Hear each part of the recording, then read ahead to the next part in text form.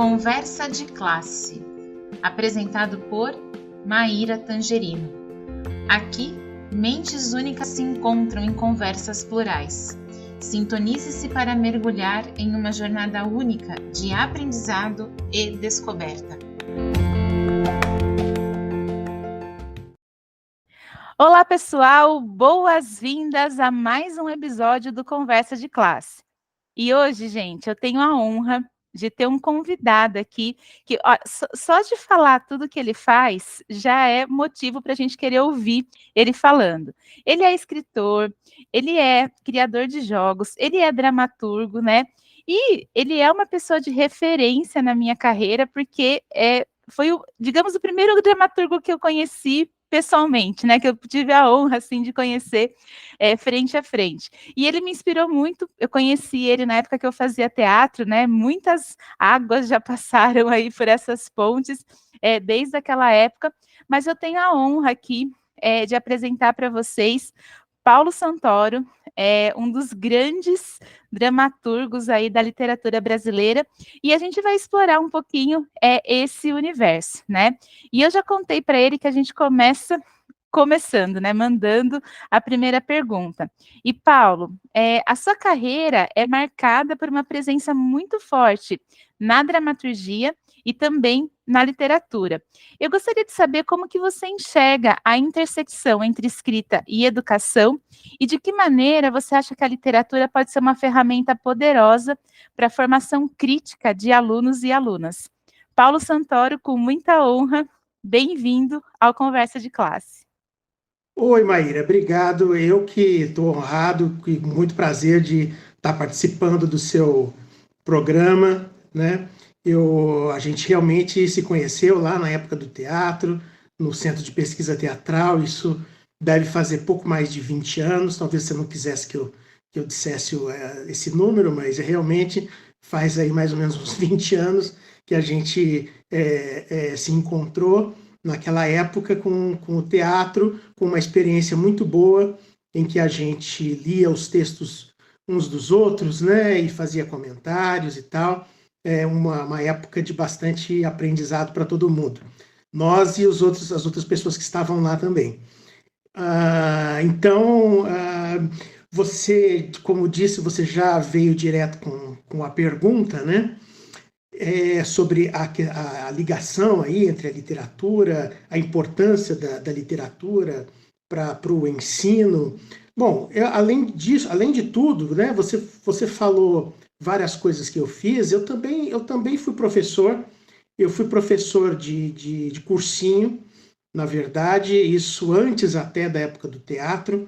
Logo depois que eu saí da faculdade, eu fui dar aula de redação no Anglo, no Etapa, e então eu tive essa experiência aí que depois eu larguei, porque o trabalho em cursinho, você deve ter alguma notícia de que o trabalho em cursinho é uma coisa bastante dura, né? É uma coisa bastante massacrante, né? E eu via os professores veteranos cansadíssimos, eu acabei saindo desse caminho. Mas eu também tenho online um curso de escrita criativa, que é a Escola de Escritores. Depois eu até mando o link para você aí, de repente você colocar junto com essa entrevista nas redes sociais.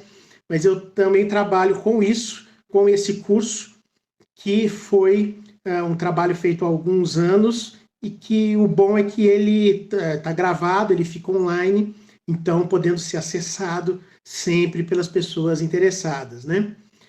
Sobre, mais especificamente, a pergunta que você fez, eu diria que a literatura, eu acho que ele é uma ferramenta importante, até mesmo para a educação emocional, vamos dizer assim, né? Se você considerar não só uma questão histórica, uma questão estética, mas uma influência emocional nas pessoas.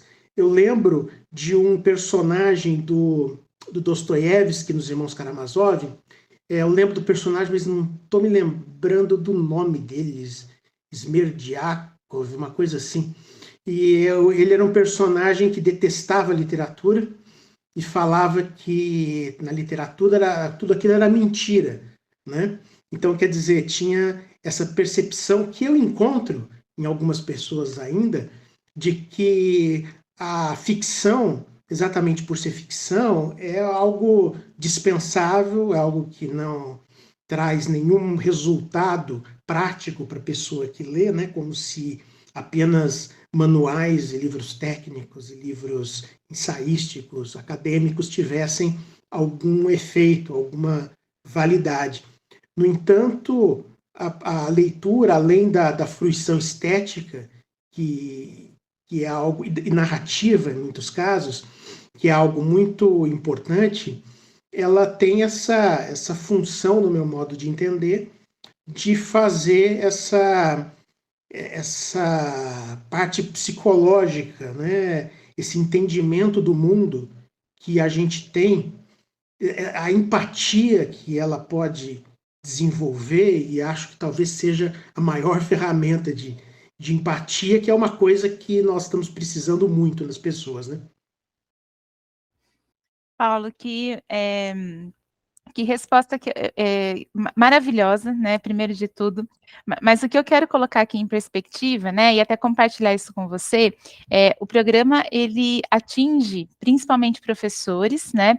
Mas também graduandos e de várias áreas, né? Tanto de licenciaturas, mas também de jornalismo, porque a gente tem muito estagiário envolvido aqui por trás da produção, né? Do conversa de classe e da disponibilização desse material. E é interessante você contar dessa trajetória, e acho que eu não diria alerta, né, mas eu não estou achando uma palavra melhor para colocar, de lembrar, né, o quanto a literatura, ela tem função, né, na nossa vida, no nosso cotidiano. Até recentemente, não sei se você acompanhou, teve toda uma discussão sobre um resultado de um exame internacional sobre criatividade, e eu vi muito, né, nas rodas de professores, eles falando exatamente desse papel, de quanto faz falta ouvir pessoas como você, que falam um pouco, né, sobre esses processos, sobre a função, né, da literatura e de outras áreas também, na formação de vários elementos, como você bem disse, né? Pode ser tanto do socioemocional, mas também da criatividade. E eu queria até emendar numa pergunta aqui, né? O seu trabalho vai desde peça de teatro até a criação de jogos, né? Eu queria saber se você pode contar um pouquinho para a gente como que é esse processo criativo, né? Como que você transita entre essas diferentes formas de expressão e o que cada uma delas exige de você como escritor? Então, eu faço essa parte de criação de jogos, aliás, para deixar claro, são criação de jogos analógicos mesmo, né? Jogos de mesa, jogos de tabuleiro, de cartas, e não os jogos de computador. Que o mercado de jogos de tabuleiro é uma coisa que cresceu muito nas últimas décadas, até contraintuitivamente. Acho que muitas pessoas têm a impressão de que os jogos de mesa ficaram estagnados em função do crescimento dos jogos digitais, mas, na verdade, aconteceu o contrário. O mercado tem expandido muito e cada vez mais as pessoas estão interessadas em se encontrar umas com as outras para jogar, para simplesmente ter a experiência de fazer uma atividade que é um pouco intelectual, mas é também uma atividade divertida, né? E que pode ser muito, como é que fala? Muito instrutiva, né? Os jogos modernos de tabuleiro, eles retratam épocas históricas, retratam situações econômicas, retratam períodos artísticos, períodos filosóficos. Então, todo mundo que joga tabuleiro acaba passando por essa questão da parte instrutiva, né? A gente aprende muito e, principalmente, claro, quando a gente vai criar um jogo de tabuleiro, a gente precisa se instruir, precisa ir atrás, precisa pesquisar. E, na verdade, para mim, acaba surgindo, vamos dizer assim, a inspiração, aquela parte, né, de onde surge a ideia para um determinado jogo, para mim não é muito diferente de onde surge a ideia de um texto, porque é sempre procurando informações e analisando essas informações. Então, por exemplo, o meu jogo que já foi publicado é um jogo chamado Deterrence, e depois eu publiquei uma continuação dele, que é o Deterrence 2x62. Os dois são sobre Guerra Fria e são baseados na história real da Guerra Fria entre os Estados Unidos e a União Soviética, em que havia aquela corrida armamentista, né? Em que os mísseis iam sendo criados e voltados de uma potência, de uma superpotência para outra, né? Ameaçando essa destruição mútua.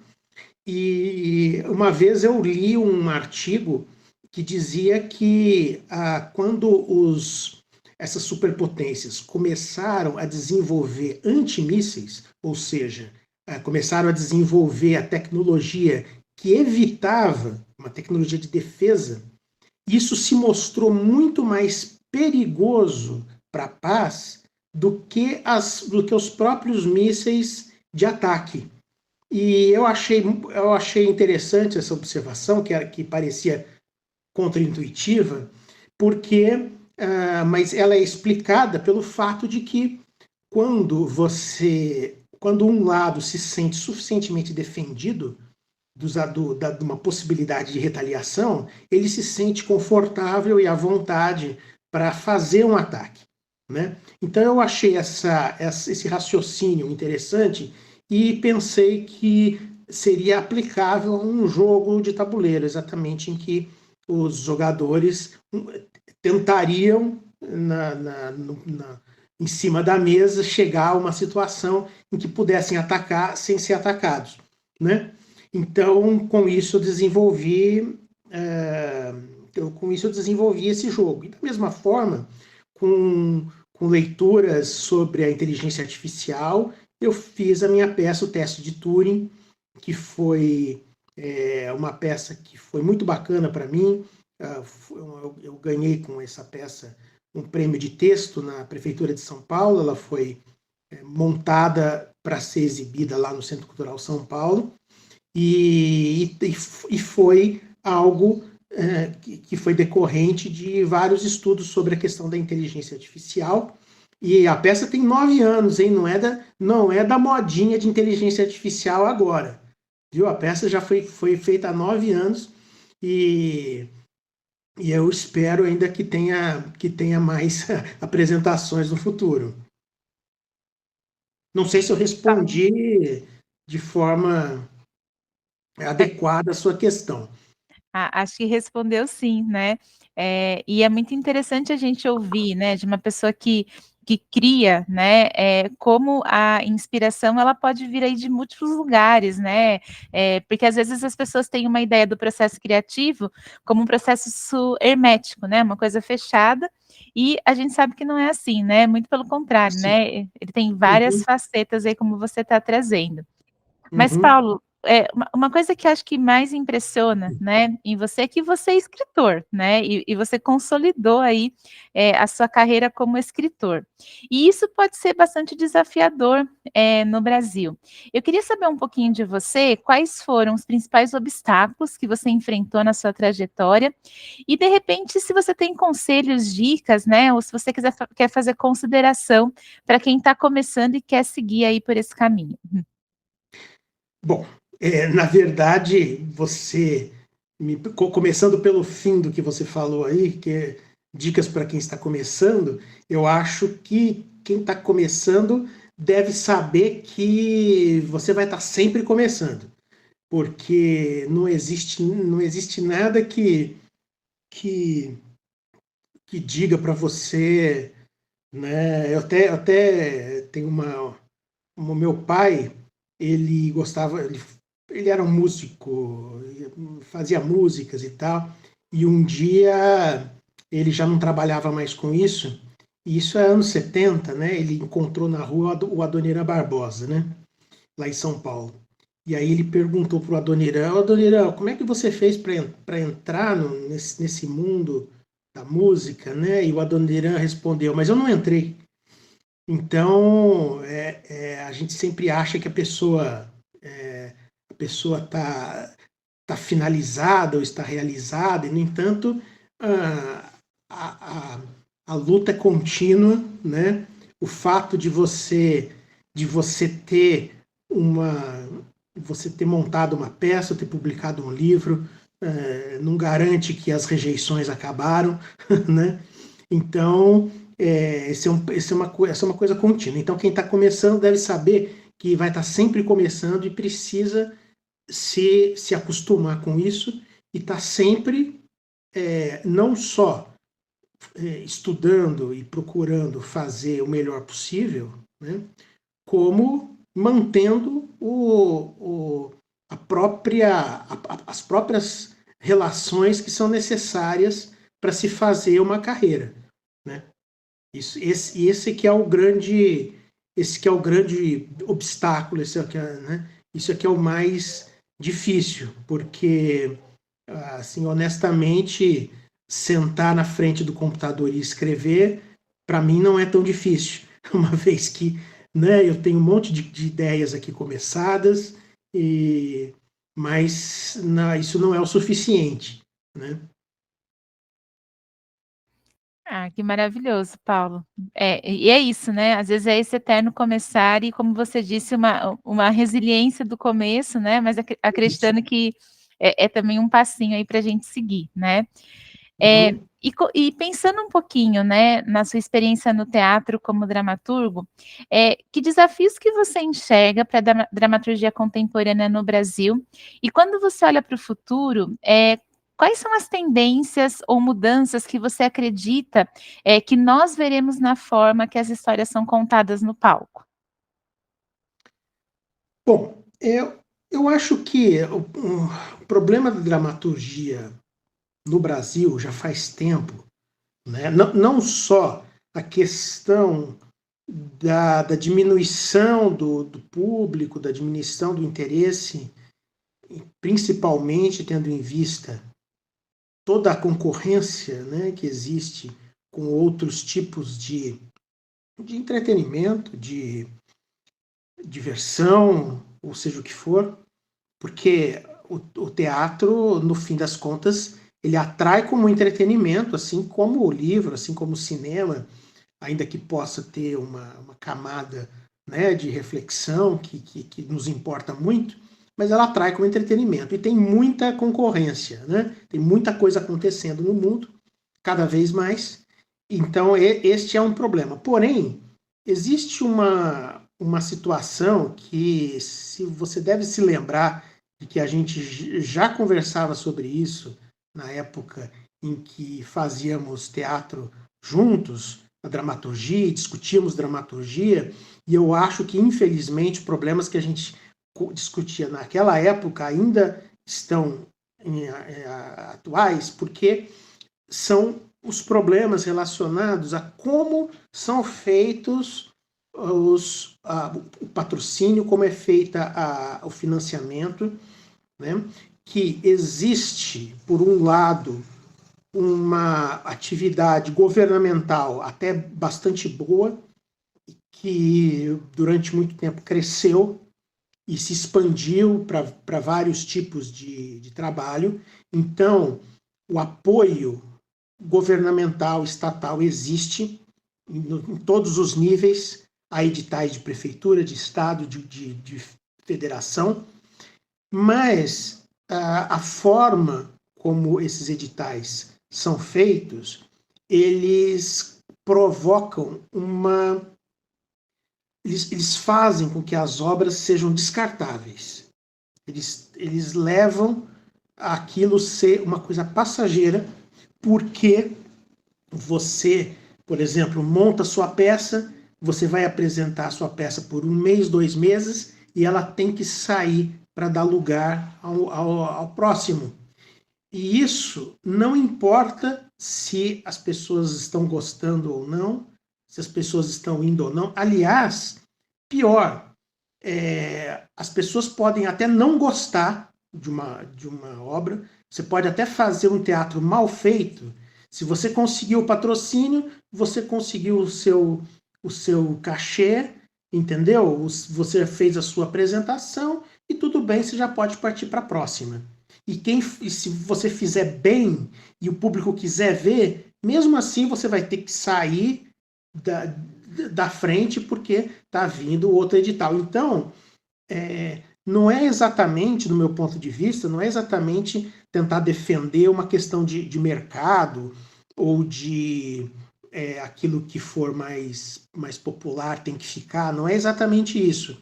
Mas quando você não pode fazer algo que seja significativo, você começa a fazer qualquer coisa.